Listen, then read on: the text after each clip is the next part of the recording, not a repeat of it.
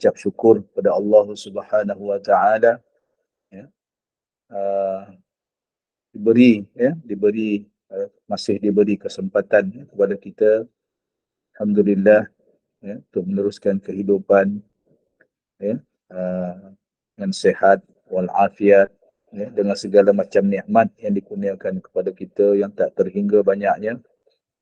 Mudah-mudahan, ya, kita menjadi hamba Allah yang bersyukur, ya, yang sentiasa mengingati Allah Subhanahu wa taala, yang sentiasa, ya, mahu mengabdikan diri, ya, kepada Allah Subhanahu wa taala.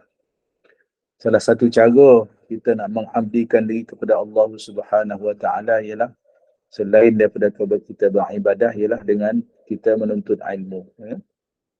Dengan menuntut ilmu itulah, ya, kita memahami, ya, perkara-perkara penting dalam agama kita, termasuklah ilmu tauhid, ilmu fiqh dan juga ilmu tasawuf, ya, 3 cabang ilmu yang menjadi pokok, ya, yang menjadi sandaran, ya, kepada kita sebagai panduan, ya. Kita orang Islam yang menganut fahaman Ahlus Sunnah wal Jamaah. Hadirin hadirat sekalian, ya, sebelum kita masuk kepada kitab jilid yang kedua ni, saya juga ambil kesempatan untuk mengucapkan, selamat Hari Raya Aidilfitri Ma'al Zahir dan Batin, ya. Dan juga, ya, selamat berpuasa 6 pada yang belum selesai, ya. Alhamdulillah, ya, saya dan isteri alhamdulillah pada hari ini selesailah, ya, puasa 6. Yang belum selesai sila teruskan, ya. Mudah-mudahan Allah Ta'ala berikan kekuatan kepada kita lah, ya, untuk menyempurnakan puasa sunat Syawal 6 hari, ya. Hadirin hadirat sekalian, ya, sebelum kita masuk pada kitab matan Ummul Barahin, ya. Ummu maksudnya, ya, ibu, ya, ataupun ialah ibulah. Barahin, apa maksud barahin? Barahin ni kata jamak daripada perkataan burhan, ya. Burhan ni apa maksudnya? Petunjuk, ya. Dalil, petunjuk, tanda, ya. Panduan, ya. Jadi bila sebut Ummul Barahin, maknanya ibu segala petunjuk, ibu segala panduan, ya. Ibu segala dalil, ya. Dalil apa? Dalil kita nak mengenal Allah Subhanahu wa taala. Petunjuk untuk kita mengenal Allah Subhanahu wa taala. Sebab itulah Al-Imam Al-Tanusi menamakan kitab beliau ini, ya, Ummul Barahin, ya, yang disyarah, ya, pada hari ini, yang kita rujuk, yang disyarah oleh Dr. Yusri dan juga rakan-rakan, ya. Jadi sebelum kita masuk pada jilid yang kedua tersebut, saya nak berkongsi, ya, berkongsi 3 perkara penting, ya, pesanan yang telah dibuat oleh almarhum Tuan Guru Haji Saleh, bin Musa, ya. Apa kata beliau, ya, beliau memetik daripada kata-kata ulama, ya, yang dipetik daripada kitab-kitab turas.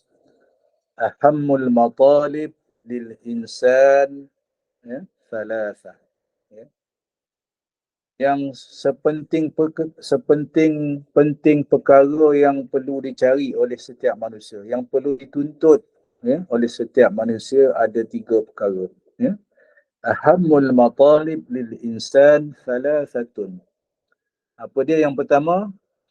Ay ya'rifa khaliqahu.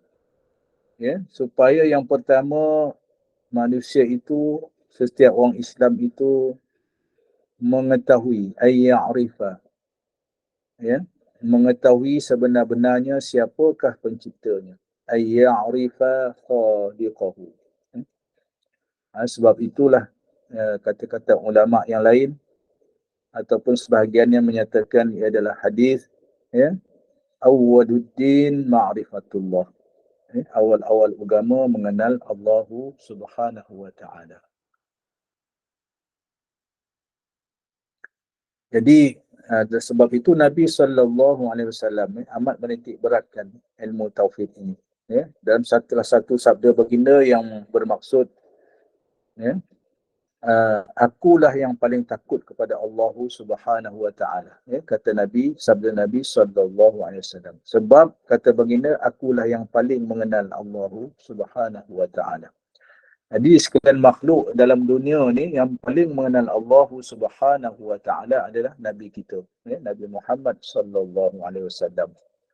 Ya, sebab itulah beliau digelar kekasih Allah, Habibullah, ya, selain Nabiullah, Rasulullah, ya, Habibullah, ya. Orang yang paling mengenal Allah Subhanahu wa taala. Sebab itu almarhum Tuan Guru Haji Saleh Musa ni, ya, berpesan kepada kita, perkara yang pertama yang patut, yang ataupun yang wajib kita tuntut ialah ilmu tauhid, ilmu mengenal Allah Subhanahu wa taala. Yang kedua, ay ya'rifa ma yadurruhu wa ma yanfa'uhu. Ya, bagi setiap manusia supaya dia tahu, ya, tahu dan juga mengenal ma yadurruhu wa ma yanfa'uhu. Apa yang memudaratkan dia dan juga apa yang boleh mendatangkan manfaat kepadanya. Ya. Ini perkara yang kedua, yang mustahab, ya, yang kita boleh ambil sebagai kata kunci untuk menjadi panduan. Selepas kita mengenal Allah Subhanahu wa taala, kita nak kenal pula apa perkara yang mendatangkan mudarat kepada kita, dan yang kedua, apa pula yang mendatangkan manfaat. Ya. Yang mana mudarat, yang mana manfaat. Ya. Sebab Allah Subhanahu wa taala telah mengurniakan kita akal fikiran. Ya. Dengan akal fikiran yang waras sahaja, insya-Allah kita boleh mengenal, kita boleh mengetahui perkara-perkara yang memudaratkan dan juga perkara-perkara yang mendatangkan manfaat. Kemudian Allah Subhanahu wa taala turunkan nabi, ya, sebagai pesuruhnya untuk menjadi panduan kepada kita, mengajar kita mengenal Allah Subhanahu wa taala, mengajar kita bagaimana nak beribadah kepada Allah Subhanahu wa taala. Ya, mengajar kita bagaimana nak beramal dan menjadikan dunia ini tempat untuk kita mengutip bekalan, ya, menuju akhirat, balik kepada Allah Subhanahu wa taala. Ya. Jadi perkara yang kedua, apa yang mudarat, apa yang manfaat. Kemudian setelah diturunkan Nabi, diberi pula panduan kitab Al-Quran. Allah Ta'ala turunkan Al-Quran kepada Nabi kita, yang menjadi panduan hidup yang sangat lengkap, ya.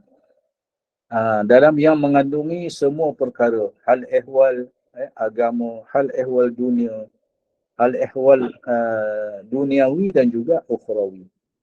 Termasuklah menguruskan diri, menguruskan masyarakat, menguruskan negara, menguruskan ekonomi, ya, menguruskan masa lalu dan juga masa akan datang. Semuanya ada, ya, dalam Al-Quran yang menjadi panduan kita. Jadi dengan begini banyak, ya, sekejap.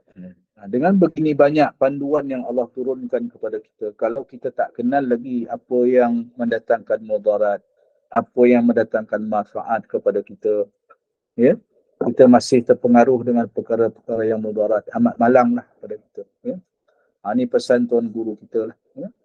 Kemudian yang ketiga, selepas kita mengenal apa yang mendatangkan mudarat, apa yang mendatangkan manfaat, yang ketiga, ya'rifa ahwalahu ba'dal maut. Supaya manusia itu mengenal, bersedia, ya, berkaitan dengan hal ehwal dia selepas dia mati. Ya'rifa ahwalahu ba'dal mauti, ya. Supaya dia mengenal dan bersedia, ya, nak menghadapi hal ehwal keadaan dia selepas dia mati. Ya. Sabda Allah Subhanahu wa taala juga berfirman dalam Al-Quran, la tus'alunna yawma idzin 'anil na'im. Summa la tus'alunna yawma idzin 'anil na'im. Ya, kita baca dalam surah yang selalu kita baca, ya, dalam juzuk Amma tu, ya. Surah Al-Humazah, kan. La tus'alun summa la tus'alunna yawma idzin 'anil na'im. Kemudian manusia itu akan ditanya. La tus'alunna, nescaya akan ditanya. yauma idzin anin na'im. Ya. Di hari akhirat nanti akan ditanya ke mana dihabiskan segala nikmat yang Allah Ta'ala kurniakan. Semuanya akan ditanya. Ya. Jadi hadirin hadirat sekalian, perkara ketiga yang sangat penting pesanan almarhum Tuan Guru kita, supaya kita bersedia untuk menghadapi kematian. Hal ehwal selepas mati bermula daripada kita saat kita meninggal dunia, dimasukkan ke dalam kubur, dibangkitkan menuju mahsyar, sehinggalah kita dihisab, sehinggalah kita melalui titian sirat, dan akhirnya sama ada nasib kita di syurga ataupun neraka. Yang inilah tiga perkara utama yang pada saya sangat pentinglah untuk saya kongsikan supaya menjadi peringatan lah. Peringatan terutamanya kepada diri saya sendiri lah. Pada diri saya sendiri dan juga kepada sidang hadirin hadirat yang ada pada malam ini, yang bersama kita pada malam ini. Mudah-mudahan Allah Subhanahu Wa Taala memberikan kekuatan kepada kita untuk meneruskan sakit umur kita ni, istiqamah dalam Islam, istiqamah dalam menuntut ilmu, istiqamah dalam kita membetulkan tauhid kita, ibadat kita, membetulkan hati kita, meluruskan hati kita, mengikhlaskan hati kita, insya-Allah. Mudah-mudahan dengan itu sedikit mukadimah itu memberi semangatlah untuk kita balik selepas kita berhari raya ni, untuk kita bersemangat semula untuk menuntut ilmu, bagi kita mempersiapkan segala bekalan kita nak menuju ke alam baqa, insya-Allah. Jadi hadirin hadirat sekalian, pada malam ni insya-Allah kita akan masuk kitab yang jilid yang kedua, Syarah Matan Ummul Barahin, yang disyarah oleh Dr. Yusri Mazlan bersama rakan-rakan beliau. Dia muka surat 1, kita masuk insya-Allah. Kita baca matan dulu. Bismillahirrahmanirrahim. Wa qala al-musannif rahimahullahu ta'ala wa nafa'ana bihi wa bi'ulumihi fid darain amin. Berkata pengarang kitab, dan mudah-mudahan dengan ilmunya kita beroleh manfaat di dunia dan di akhirat, insya-Allah. Wa mimma yastahilu fi haqqihi ta'ala 20 sifatan wa hiya adadul 20 al-ula. Wa mimma yastahilu fi haqqihi ta'ala, dan di antara sifat yang mustahil atas Allah Azza wa Jalla ialah 20 sifatan, 20 sifat. Wahia adadul 20 al-ula. Ianya merupakan lawan bagi 20 sifat yang pertama, yakni sifat yang wajib. Ini dulu kita dah habiskan dalam yang pertama 20 sifat yang wajib di Allah Subhanahu wa Ta'ala. Daripada wujud, qidam, baqa, sampailah kaunuhu mutakalliman. Daripada sifat wujud, sifat nafsiyah, qidam, baqa, mukhalafatuhu ta'ala lil hawadith, qiyamuhu ta'ala binafsih, wahdaniyah. Itu sifat-sifat salbiyah. Kemudian kita sambung dengan sifat-sifat ma'ani, qudrat, iradat, ilmun, hayat, sama', basar, kalam. 7 sifat ma'ani. Dan kita sambung pun juga dengan 7 sifat ma'nawiyah. Kaunuhu qadiran, sampailah kaunuhu mutakalliman. Jadi pada malam ni kita masuk dalam sifat yang mustahil bagi Allah Subhanahu wa Ta'ala. Pesan almarhum Tuan Guru Haji Saleh Musa, seorang ulama tauhid yang terkemuka di tanah air kita, yang meninggal tahun 2016. Perlu diingat, kata beliau, perkara-perkara 20 sifat mustahil ini bukan sifat Allah. Ini kena faham. 20 yang mustahil ni bukan sifat Allah, sebab 20 yang mustahil ini adalah sifat-sifat lawan kepada sifat Allah. 20 sifat mustahil ini adalah sifat-sifat yang lemah. Sifat-sifat yang menunjukkan kepada kekurangan. Jadi mustahil lah Allah Subhanahu wa ta'ala bersifat dengan sifat yang mustahil ini. Ya. Jadi apa tujuan kita belajar 20 sifat yang mustahil ini? Supaya kita dapat akal kita dapat menyerap, akal fikiran kita melalui hukum akal sahaja, insya-Allah kita dapat menyerap yang mana sifat Allah Subhanahu wa taala, yang mana sifat yang mustahil bagi Allah Subhanahu wa taala, supaya mudah kita faham, menguatkan kepahaman kita kepada 20 sifat yang terdahulu yang kita belajar dahulu. 20 sifat yang wajib. Dan mustahak juga kita faham semula, sesungguhnya Allah Subhanahu wa taala bersifat dengan segala sifat-sifat kesempurnaan yang tidak terhingga banyak. Yang mana para ulama telah menyusun bagi memudahkan pengajian kita, bagi memudahkan kita memahami dan mengenal Allah Subhanahu wa taala, diringkaskan yang wajib kita belajar 20 sifat. Itu sifat-sifat yang wajib. Wujud, qidam, baqa, sampai kaunuhu mutakallim. Jadi kalau sifat mustahil ini bukan sifat Allah, saya dah terangkan tadi, kenapa kena belajar juga. Supaya kita memahami, untuk mengukuhkan pengetahuan kita, didatangkan lawan kepada sifat-sifat yang wajib bagi Allah Ta'ala. Sifat-sifat al-istihadah. Sifat-sifat yang mustahil. Maknanya, kalau ada sifat yang mustahil ini, maknanya dia bukan Tuhan lah. Jadi, mustahil Allah Subhanahu Wa Ta'ala bersifat dengan sifat-sifat kekurangan. Itu yang mustahil kita faham. Kita tengok keterangannya, tengok syarah. Selepas daripada matan bawah garisan ni, siapa yang ada kitab. Keterangan perbahasan ini merupakan perbahasan yang wajib diketahui oleh setiap mukallaf. Kita lah mukallaf, orang yang balik, yang cukup umur, berakal, berakal lagi cukup umur dan telah sampai Islam kepada kita, sempurna panca indera kita. Itu dinamakan mukallaf. Bila disebut mukallaf ini maksudnya apa? Mukallaf ini orang yang menanggung. Yang ditanggungkan hukum syarak kepadanya. Itu maksud mukallaf.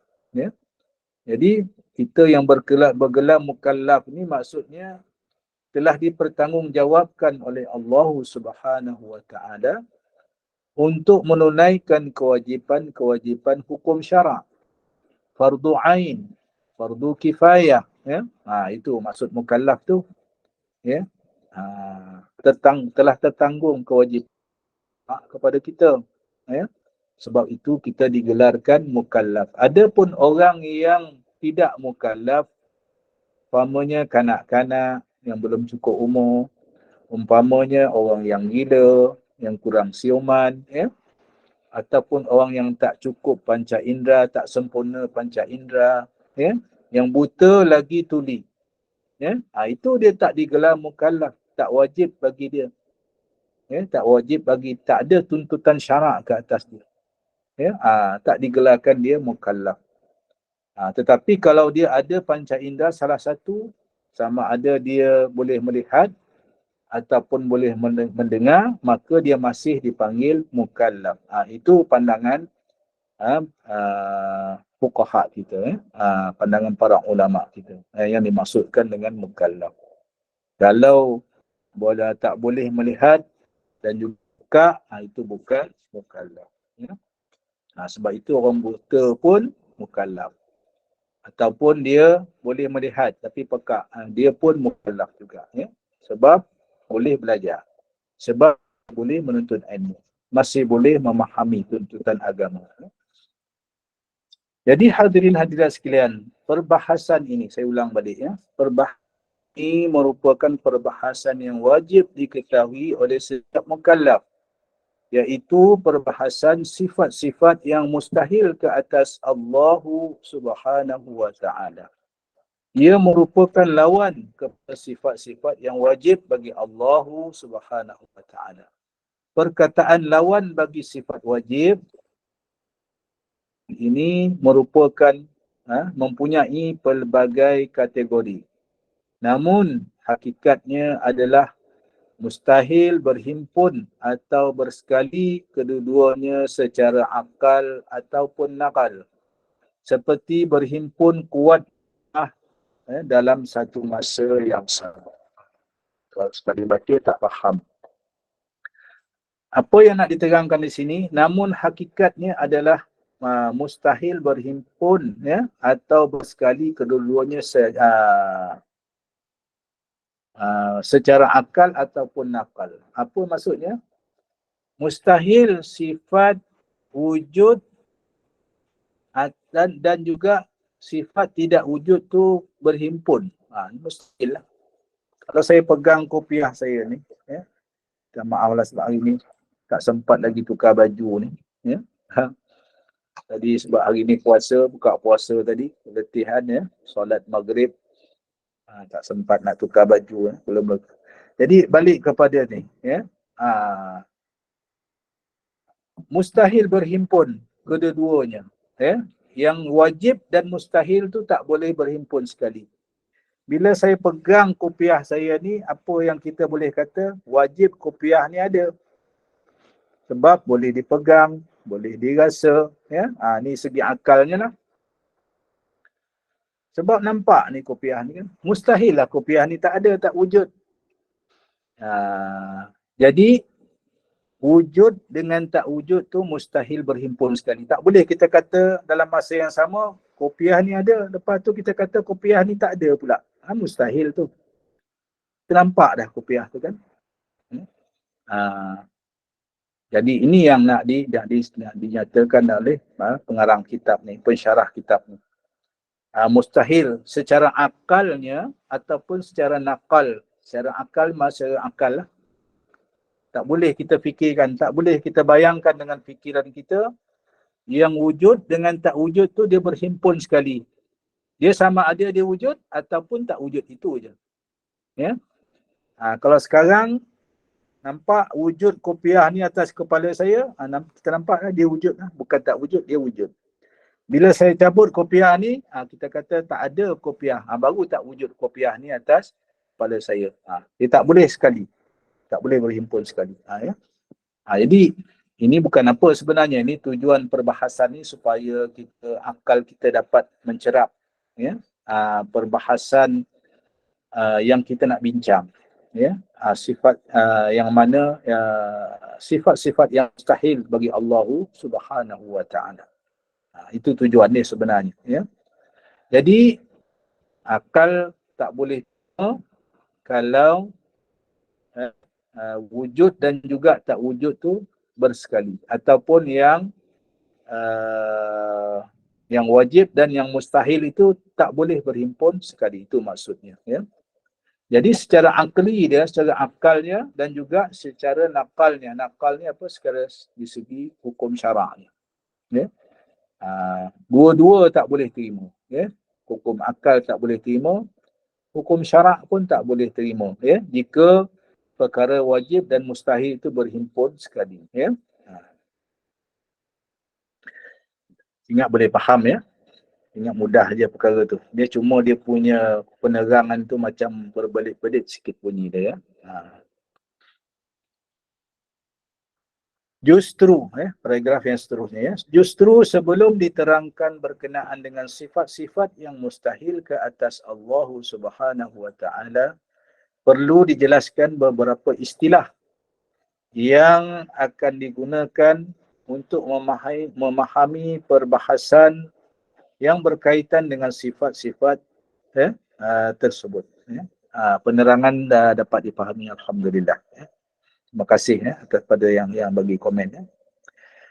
Jadi dalam syarah kitab ini, jilid yang kedua ni, dimuatkan ya istilah-istilah yang kita akan guna pakai dan diterangkan maksudnya bagi tujuan memudahkan kita memahami perbahasan-perbahasan yang berikutnya. Ya. Alhamdulillah.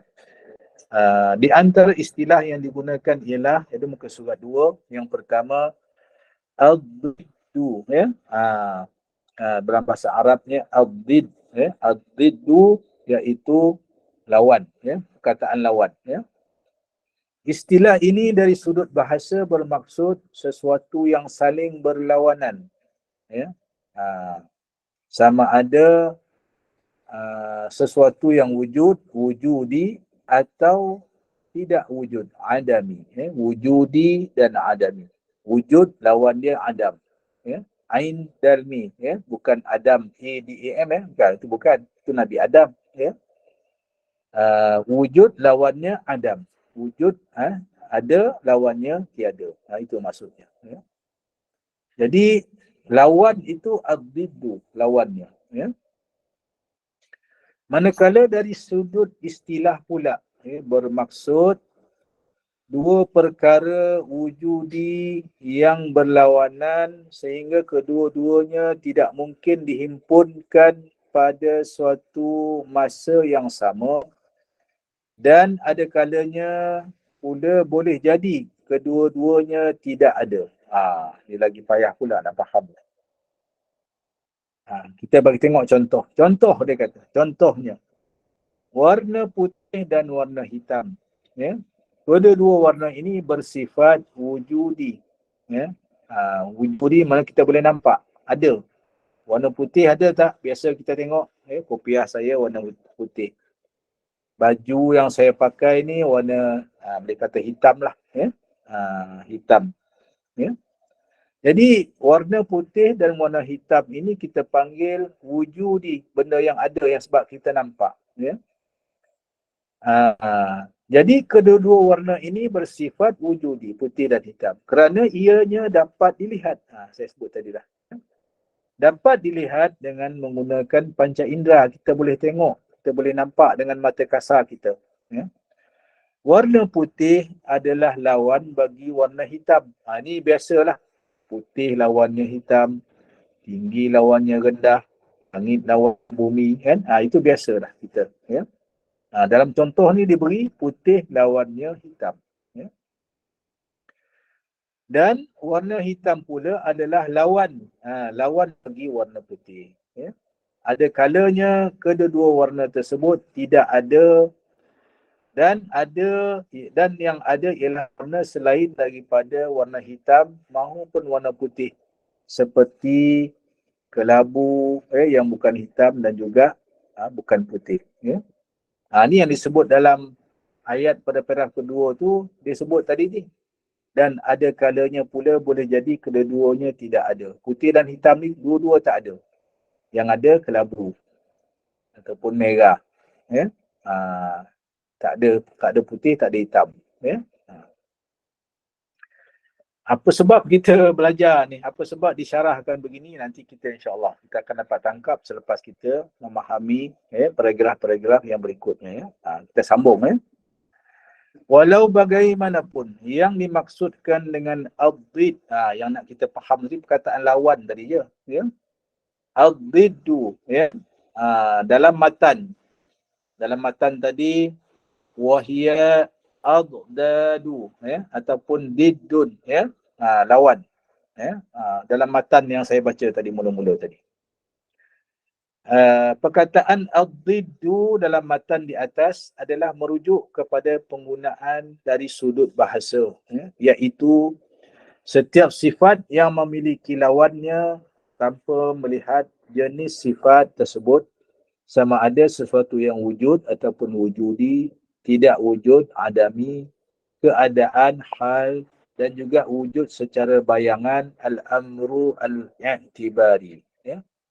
Namun sekiranya kita menggunakan perkataan ad-diddu, ad-didd ataupun lawan dari sudut istilah, maka ia hanya akan memfokuskan tentang sifat yang wujud sahaja, seperti contoh yang telah dinyatakan sebelum ini, ya, yang contoh putih dengan hitam tadi, ya.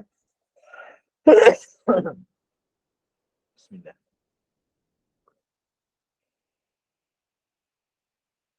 Mohon maaf ya, batuk sedikit ya. Jadi hadirin dan sekalian, yang kita nak faham di sini ialah perkataan lawan tadi tu, al-diddu, ya.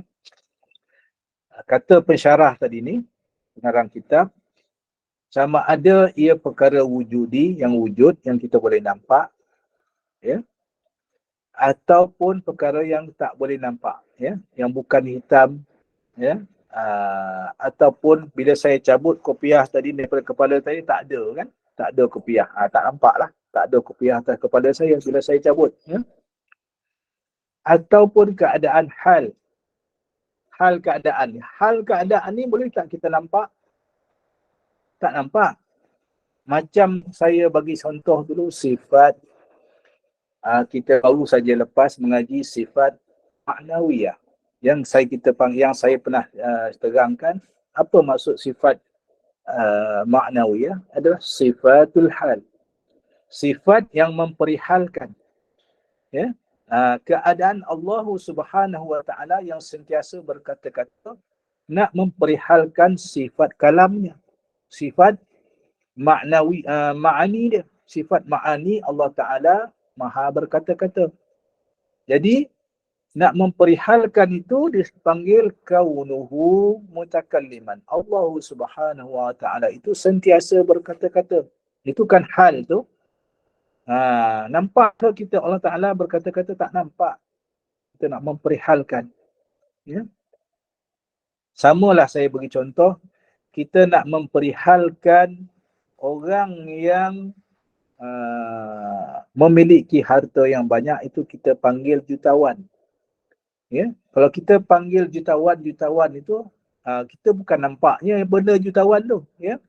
Sebab jutawan ni orang, tapi kita tak nampaklah jutawan tu. Yang kita faham, maksud jutawan itu nak memperihalkan orang itu mempunyai harta yang banyak, ya. Lain daripada benda yang wujud tadi ni, ya, yang hitam, yang putih, ya. Itu kita nampak, ya. Itu benda wujudi, ya, yang boleh dan juga kalau sebagai sifat Allah Ta'ala ni pun kita tak nampak, tetapi boleh kita memahami dari segi kesan dia ataupun asar dia, ya. Contoh apa? Sifat wujud. Wujud Allah Subhanahu wa Ta'ala. Kenapa kita kata Allah Ta'ala itu wujud? Sebab wujudnya alam ini. Alam ini tak boleh tercipta dengan sendirinya. Mesti ada satu kuasa yang maha hebat yang mencipta alam ini, ya. Ya. Jadi kita nampak wujudnya tu, ya. Bukti wujudnya tu kita nampak, ya, adanya alam ini. Nak membuktikan wujud Allah Subhanahu wa Ta'ala, ya. Nampak di situ, ya. Tapi sifat yang tadi ni, sifat maknawiyah tadi, kita tak nampak asar dia, tetapi kita faham secara, itu yang kita panggil al-amru al-i'tibari. Perkara yang kita boleh mencerap, memahami dengan akal fikiran. Allah Ta'ala maha berkata-kata, ya, maha berkata-kata. Kita pun memang tak nampak lah, ataupun tak mendengar bagaimana Allah Ta'ala berkata-kata. Itu hakikatnya Allah Ta'ala sahaja yang tahu. Asar dia, kesan Allah Ta'ala berkata-kata tu pun kita tak nampak, tetapi kita boleh faham, ya, apabila kita, ya, belajar sifat 20, ya. Kita memahami bagaimana Allah Subhanahu wa Ta'ala maha berkata-kata, ya, melalui firman-Nya, wa kallamallahu Musa taklima. Allah Ta'ala berbicara dengan Nabi Musa di Bukit Tursinah, ya. Itu, ya. Jadi nak memperihalkan Allah Ta'ala berkata-kata tadi, perihalan itu tak boleh dinampak. Cuma kita faham melalui cerapan akal kita. Itu kita panggil sifatul hal, hal keadaan. Jadi hadirin dan sekalian, yang kita nak bicara dalam perkataan tadi ni, ya, lawan tadi ni, ya, sama ada benda yang berlawan sifatnya tadi ni wujud, lawannya tidak wujud tadi tu, sama ada perkara itu ataupun benda itu wujud ataupun wujudi ataupun adami, benda yang kita tak yang tak wujud, yang kita tak nampak, ataupun keadaan ataupun hal yang saya terangkan tadi ni, ya. Ataupun yang wujud secara bayangan akal sahaja, amrun i'tibari, macam sifat wujud Allahu Subhanahu wa taala tadi, ya. Kita dapat kesimpulan akal bahawa Allah Taala itu memang wujud, ya.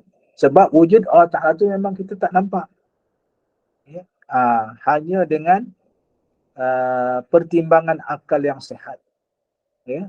Dengan pemahaman akal yang sihat, kita boleh buat kesimpulan memang Allah Ta'ala ini wujud, ya. Kalau Allah Ta'ala tak wujud, siapa pula yang menciptakan alam ini, ya. Takkan jin yang ciptakan, takkan syaitan, takkan manusia yang boleh buat cipta sendiri, takkan alam ini boleh tercipta dengan sendiri secara semula jadi.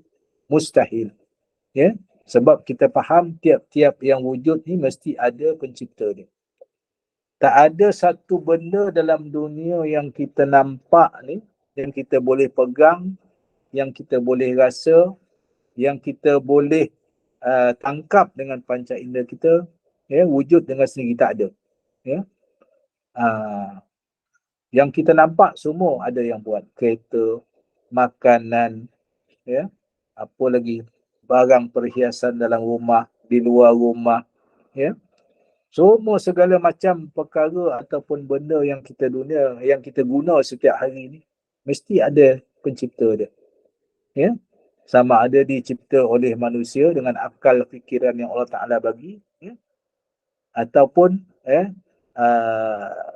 dicipta melalui mesin, ya, dengan teknologi-teknologi yang ada pada hari ini. Itu pun juga melalui kebolehan akal yang Allah Ta'ala ciptakan kepada manusia juga, ya. Mesti ada pencipta dia. Jadi mustahillah alam ini boleh tercipta dengan sendiri. Nampak? Itu amrun i'tibari, perkara yang kita boleh tangkap, akal kita boleh buat kesimpulan yang waras, ya. Jadi sebab itu biasa saya bahaskan, sebenarnya bila sebut dalam ilmu pengajian ilmu tauhid ini, kenapa para ulama memulakan perbahasan ilmu tauhid ini dengan membicarakan bab hukum akal, kerana dengan akal yang sihat sahaja, ya, memadai kita nak mengenal pencipta kita sebenarnya. Dengan akal yang sihat, ya, boleh kita membuat kesimpulan, ya. Sebab tidak ada sesuatu yang tercipta, terjadi dengan sendirinya, ya. Sesuailah dengan suruhan Nabi sallallahu alaihi wasallam, ya, tafakkaru fil khaliq wa la tatafakkaru fil khaliq, ya, tafakkaru fil khalqi wa la tatafakkaru fil khaliq. Renunglah, ya, fikirkanlah, renungkanlah berkaitan dengan perkara ataupun makhluk yang diciptakan. Bukan merenung, memikir, ya, pencipta Allah Ta'ala yang maha pencipta. Tak sampai akal kita, ya. InsyaAllah, mudah-mudahan saya harap penjelasan tu dengan panjang lebar tu dapat sedikit kefahaman kepada kita lah, ya. Ini cerita dia tadi nak membahas perkataan lawan tadi ni, ya.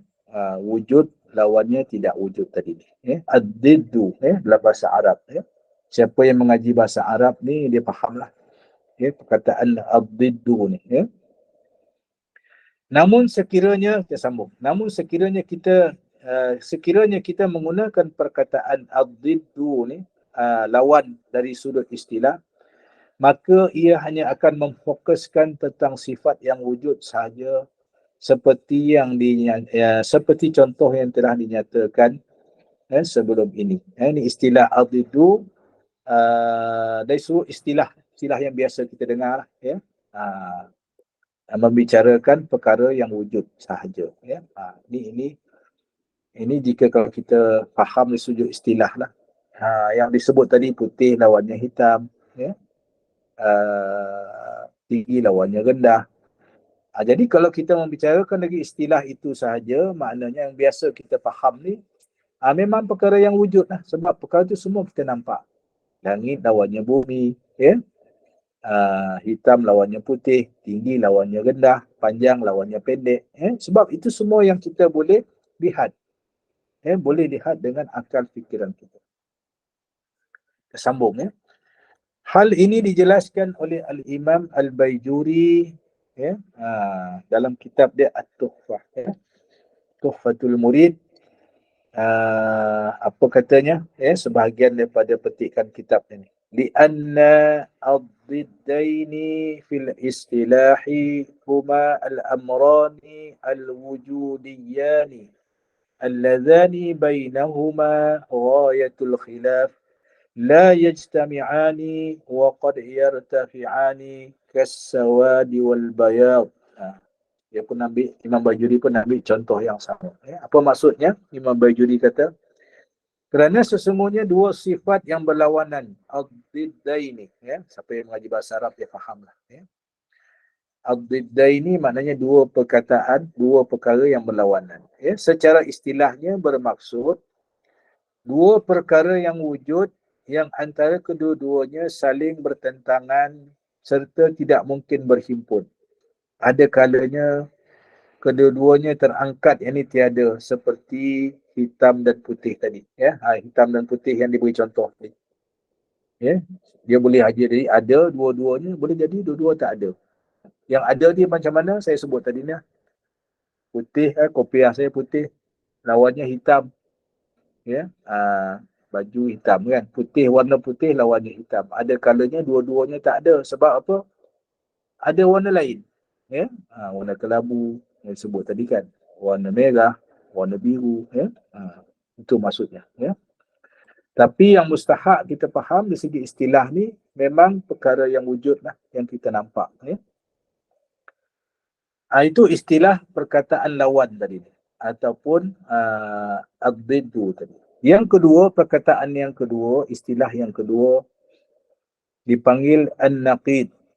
An-naqid, ya, muka surah 4, ya, siapa yang ada buku, ya.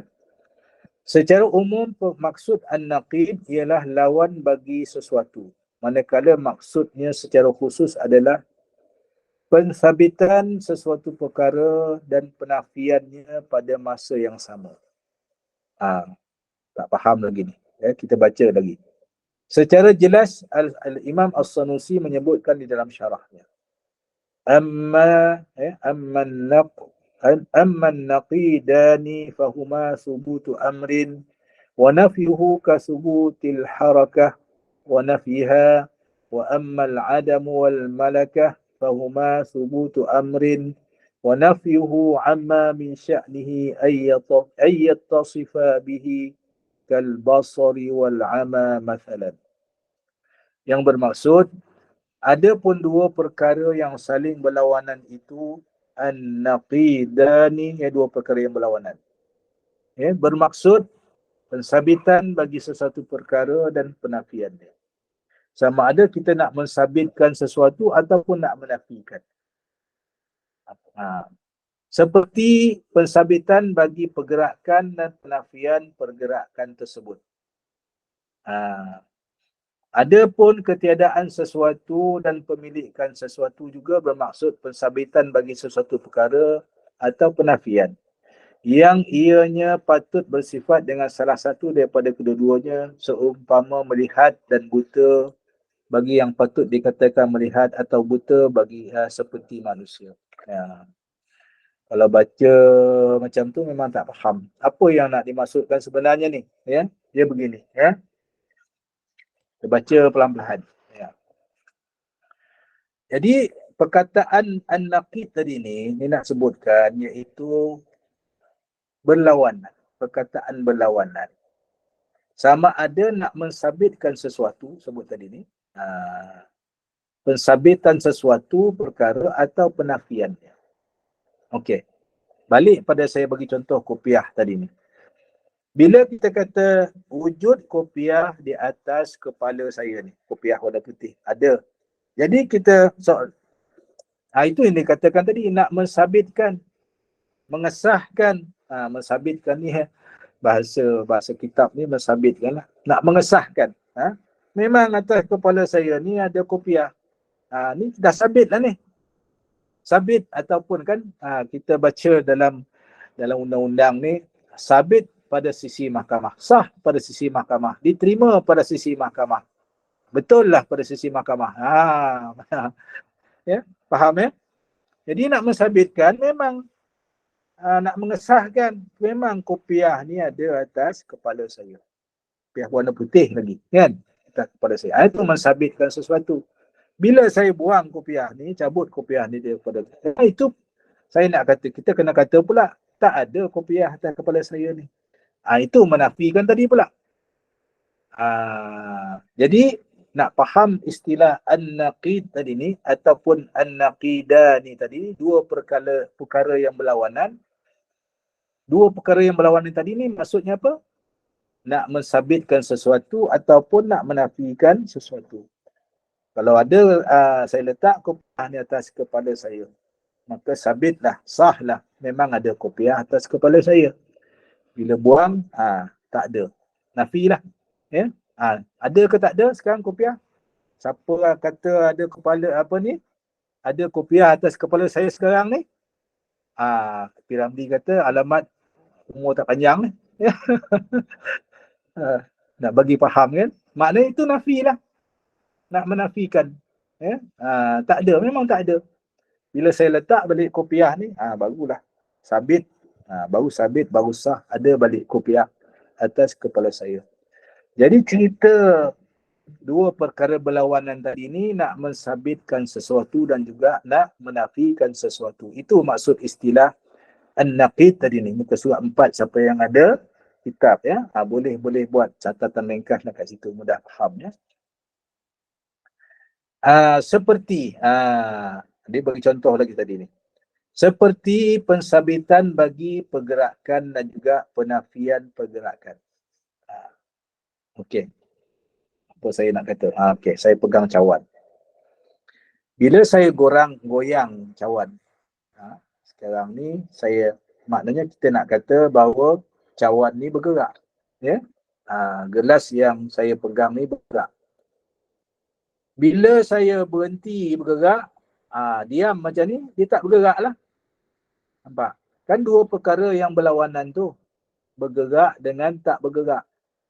Bolehkah kita diterima oleh akal kita bergerak dan diam tu dalam satu masa? Itu maksudnya ni, yang kita nak faham ni istilah ni. Dua perkara yang berlawanan tu. Mustahil akal kita terima. Bergerak dan diam dalam satu masa. Mustahil. Mustahil akal kita boleh terima. Itu maksudnya. Pensabitan bagi pergerakan dan juga penafian pergerakan tersebut. Kalau kita gerakkan satu benda, dia bergeraklah. Kalau dia diam, dia diamlah. Tak boleh diam dan bergerak dalam satu masa. Nampak? Dua perkara yang berlawanan. Itu maksudnya. Ataupun ketiadaan sesuatu dan pemilikan sesuatu. Samalah juga. Ini contoh lain lah, mudah kita faham. Ya, cubalah sekarang ni saya kata saya ada sebiji rumah.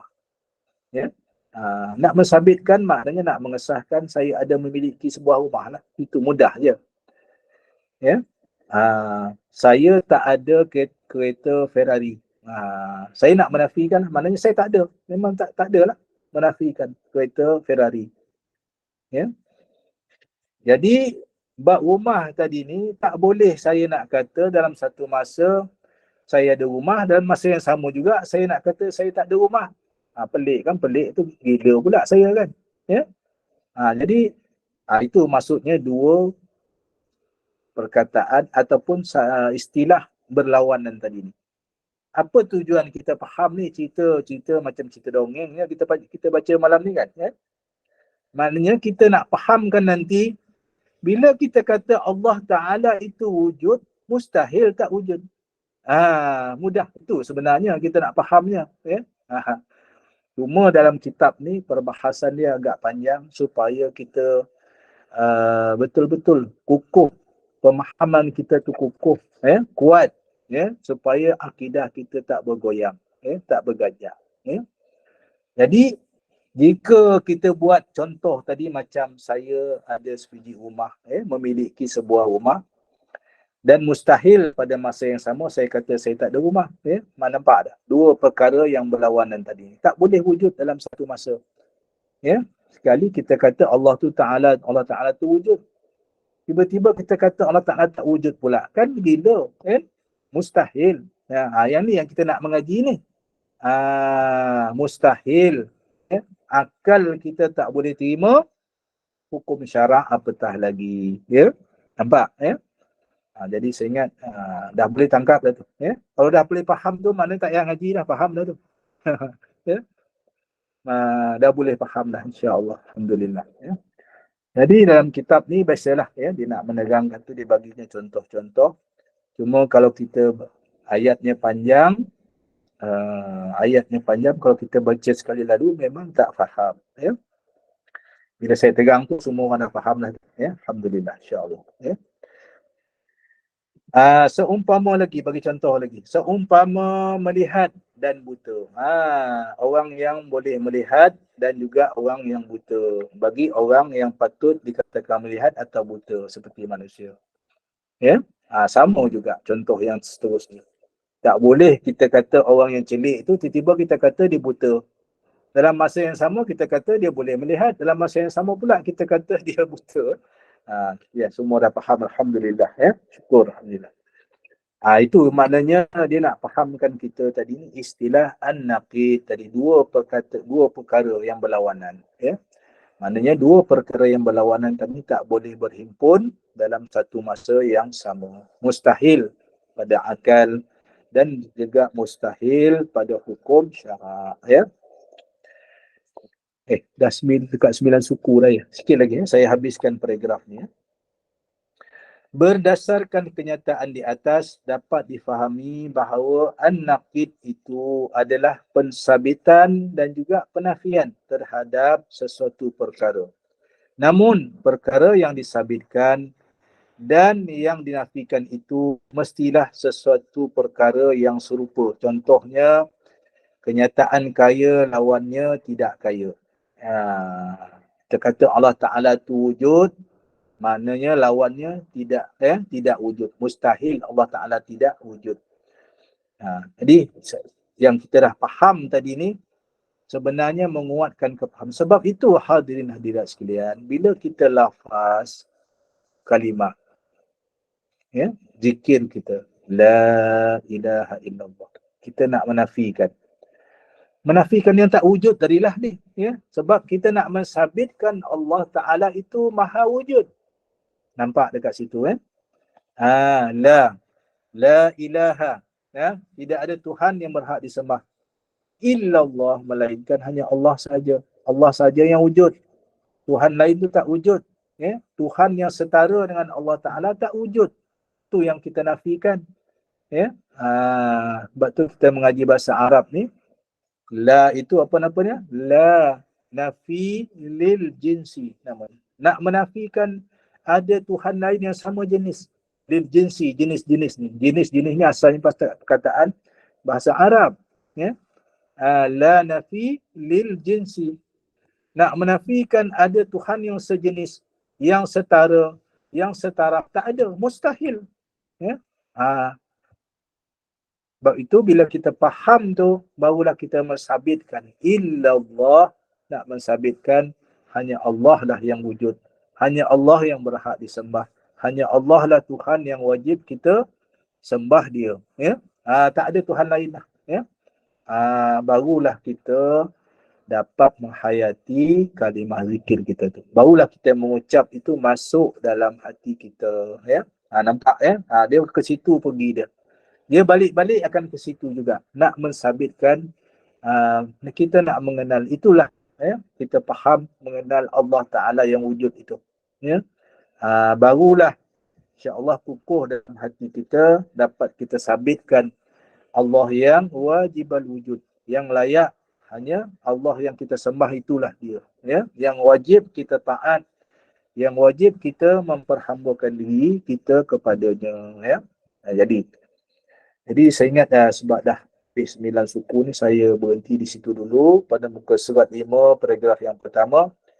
Nanti pula kita sambung perkataan tadi tu, an-naqid, istilah an-naqid tadi ni, dua perkataan berlawanan tadi ni, dia bahagi pula, ya, dua bahagian, ya. InsyaAllah nanti kita sambung dalam kuliah akan datang. Jadi pendengar sekalian, saya harap dengan sedikit perkongsian kita pada malam ini menambah kepahaman kita.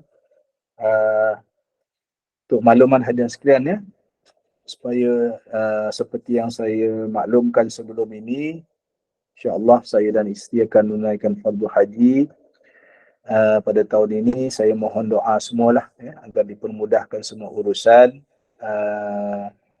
Pagi tadi dapat WhatsApp dari pihak tabung haji. Tabung haji sedang menyusun jadual, ya, sedang menyusun jadual penerbangan. Dan saya juga ada buat permohonan, ya, untuk pergi awal sedikit lah, ya, buat sedikit. Mohon hadirin hadirat sekalian mendoakan, mudah-mudahan permohonan saya dipenuhi, ya. Bila awal sedikit ni bolehlah pergi ke Madinah dulu, ya, ziarah Rasulullah, ya, dan Masjid Nabi, insya-Allah. Dan nanti lepas haji pun boleh balik awal, ya. Itu tujuannya, insya-Allah.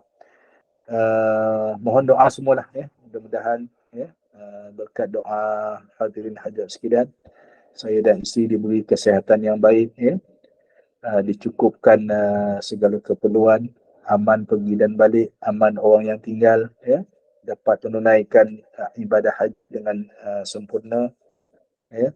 Saya mohon doa semualah, insya-Allah, ya. Yang itu, jadi untuk malam ini, jadi saya pun tak pasti lagi tarikh yang penerbangan itu.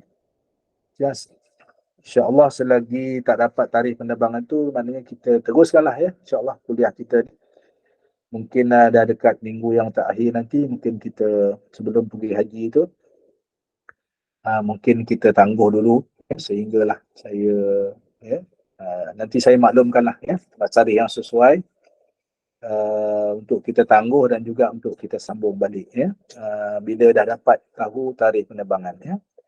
Jadi hadirin hadirat sekalian, sekali lagi saya mohon maaf lah, yang baik itu daripada Allah Subhanahu wa taala. Segala kelemahan dan kekurangan itu adalah daripada kelemahan diri saya sendiri. Saya mohon maaf. Aqulu qawli hadza, astaghfirullah li wa lakum. Wassalamualaikum warahmatullahi wabarakatuh. Saya serah semula kepada pengacara majlis. Waalaikumsalam warahmatullahi wabarakatuh. Alhamdulillah, amin, Allahumma ya amin. Jazakallah khairan kasiran Yang Amat Arif, Datuk Abbas bin Nordin, yang telah pun menyampaikan syarah berkaitan dengan tauhid pada malam ini. Mudah-mudahan huraian panjang lebar tadi memberi manfaat, beri barakah kepada kita.